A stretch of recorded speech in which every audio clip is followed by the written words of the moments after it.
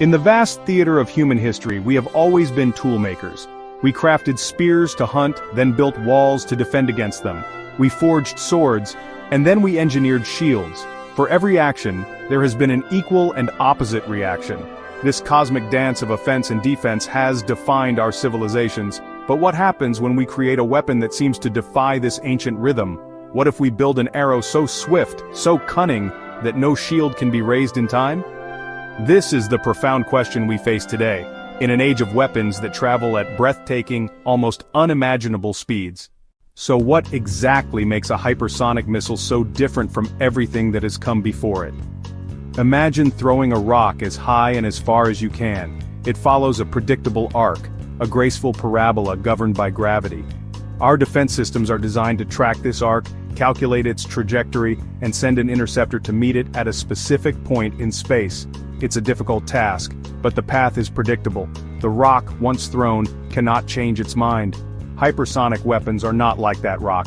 They are a completely different animal. The first type is the hypersonic cruise missile. It is powered by an advanced engine called a scramjet, which scoops up air from the atmosphere at incredible speeds to fuel its own combustion. The second type is the hypersonic glide vehicle, or HGV. Instead of simply falling back to Earth, it detaches and becomes a glider, a very, very fast glider. It surfs along the upper edge of the atmosphere, able to pull up, dip down, and swerve left or right. It can change its destination mid-flight. To grasp the true scale of hypersonic speed, let's take a journey. Imagine you are in New York City. You want to travel to Los Angeles, a distance of about 2,500 miles. A commercial airliner, a marvel of modern engineering, would get you there in about 5 hours. Now, picture yourself aboard a hypersonic vehicle traveling at Mach 5. That same journey would take you less than 30 minutes. When an object moves through the air that fast, it generates an immense amount of friction. The air molecules can't get out of the way quickly enough.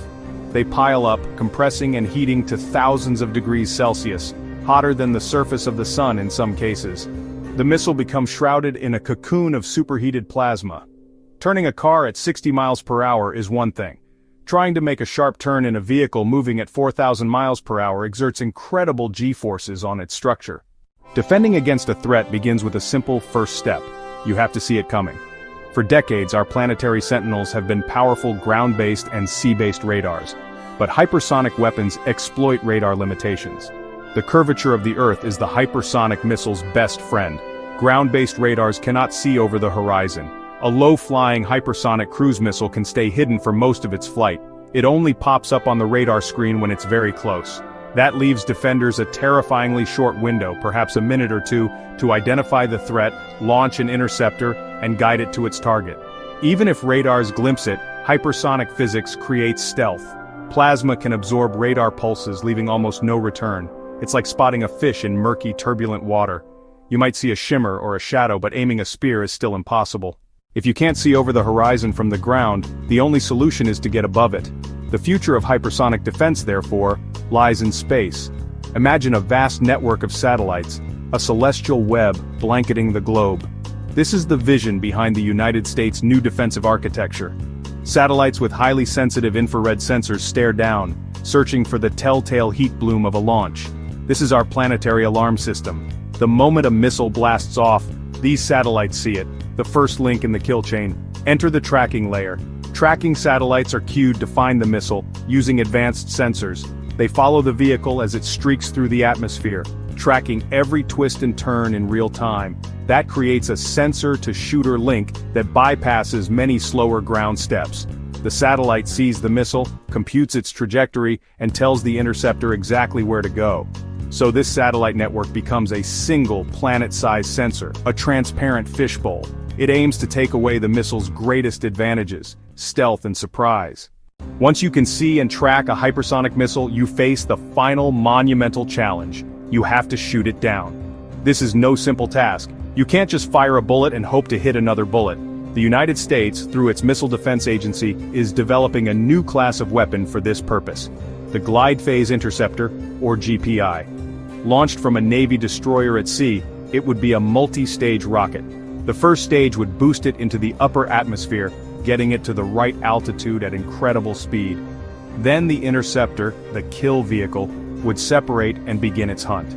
The kill vehicle wouldn't carry a large explosive warhead. At these closing speeds, it doesn't need one. The sheer kinetic energy of the collision, a direct hit to kill, is enough to obliterate the incoming threat. Other nations are locked in the same race. Russia claims its S-500 Prometei air defense system can intercept hypersonic targets. The global dynamic is unsettling. The major powers are simultaneously developing the sword and the shield. Beyond satellites and faster rockets, the next frontier of hypersonic defense lies in two revolutionary fields: artificial intelligence and directed energy. The sheer speed of a hypersonic engagement means that human decision-making is often too slow. Future defense systems will rely on powerful algorithms to do the thinking, processing data from the satellite network at light speed. The AI could identify the threat, assess its trajectory, and launch the interceptor all before a human could even process the initial alert. Then there is the promise of directed energy. Lasers. Imagine a weapon that travels at the speed of light, because it is light. Instead of launching a physical interceptor, it would simply aim a beam of intense energy at the hypersonic missile. This beam wouldn't need to melt the missile completely. It would only need to damage electronics, disrupt control surfaces, or weaken structural integrity. However, the challenges are immense. Generating a powerful laser, keeping the beam focused through atmosphere, and holding the beam steady on a hypersonic target are monumental engineering problems. The path to creating a foolproof hypersonic shield is paved with some of the hardest engineering challenges we have ever faced. For the space-based sensor layer, the sheer scale is daunting. Launching a constellation is a massive logistical undertaking. For the interceptors, the physics is brutal. A glide phase interceptor must withstand incredible acceleration and brutal atmospheric forces. The hit-to-kill model requires almost perfect precision. Missing by even a few inches means failure. Even our most futuristic ideas like lasers face enormous obstacles. The Earth's atmosphere is our enemy here. Water vapor, dust, turbulence. Developing adaptive optics that can compensate for atmospheric distortion in real time is a key area of research. And weaving all of this together is perhaps the greatest challenge of all: the command and control network. A bug in the code or a hacked network could render the entire multi-trillion-dollar shield useless at the critical moment. We find ourselves at a familiar crossroads in the human story. Our own ingenuity has presented us with a new and formidable challenge. The hypersonic missile, a testament to our mastery of physics and engineering, now compels us to reach even higher.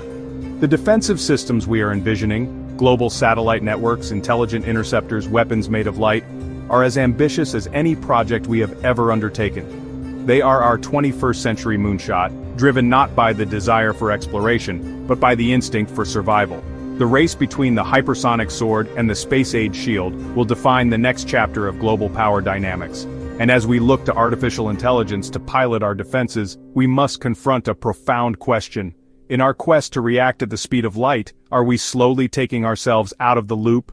We are reaching for the stars, not just with telescopes to satisfy our curiosity, but with sentinels and interceptors to ensure our future.